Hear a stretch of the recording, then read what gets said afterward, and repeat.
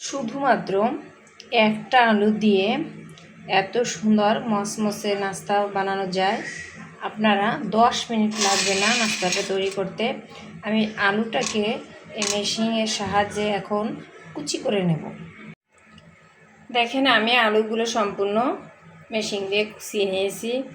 এর ভিতরে এখন উপকরণ দেব পেঁয়াজ কুচি, ধনে পাতা আর কাঁচামরিচ, লবণ, হলুদ, 1 চামচ মরিচের গুঁড়া,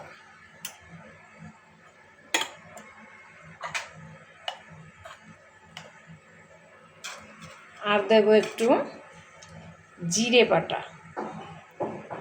আমি বাটা মশলা ইউজ করি সবসময়, আমি কখনো গুঁড়া মরিচ কম খাই, গুঁড়া জিরা।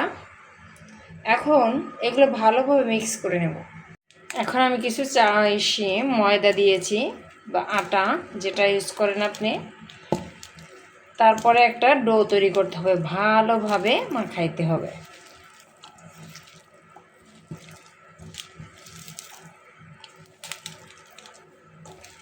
আমি এখানে আরও ময়দা ইউজ করব।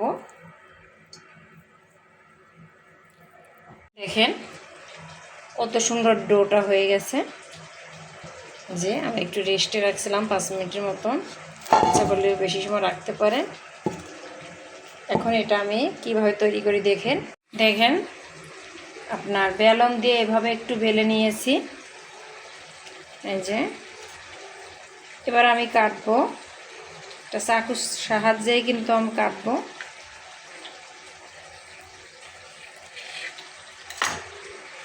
এই যে এভাবে আমি কেটে নিয়েছি। এখন কিন্তু এই দেখেন এইভাবে উঠিয়ে তেলের ভিতর ভাজতে হবে। এরপরে আমি দেখেন চুলায় চলে আসছি, এসে কিন্তু আমি ভাজতেছি।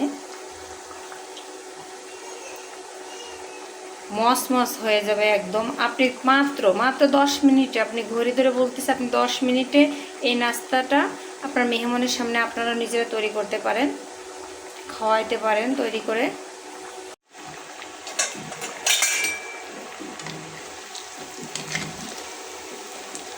এখন আমি সব নাস্তাগুলো তুলে নেব।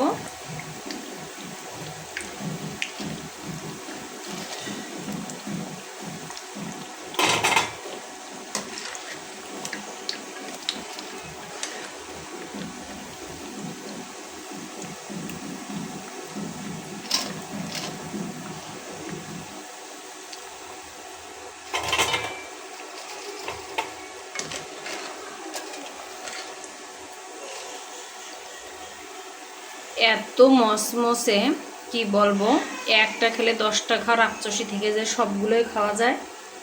মনে হয় সব একাই খেয়ে ফেলে, এত মজা, ঝাল ঝাল। কি মসমসে হয়েছে। এখন সস দিয়ে খেতে হবে, একদম মসমসে।